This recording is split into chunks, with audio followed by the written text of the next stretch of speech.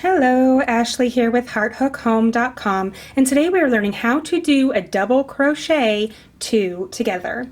This is a decrease when you're working in double crochet, so this is when you're taking two stitches and you're turning them into just one.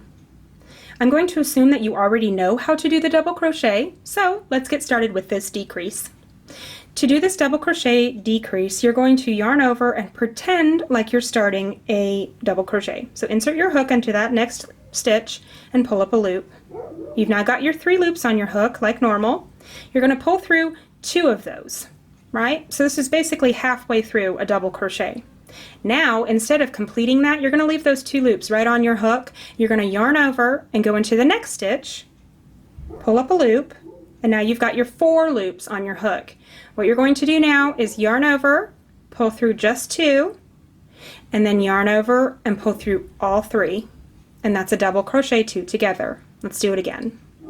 Yarn over, go into that next stitch, pull up a loop, yarn over and pull through just 2.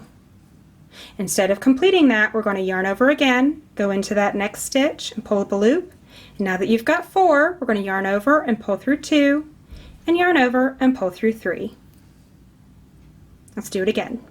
Yarn over, go into that next stitch, pull up a loop, yarn over, pull through 2, yarn over, go into that next stitch, pull up a loop, yarn over, pull through 2, and then yarn over, pull through 3.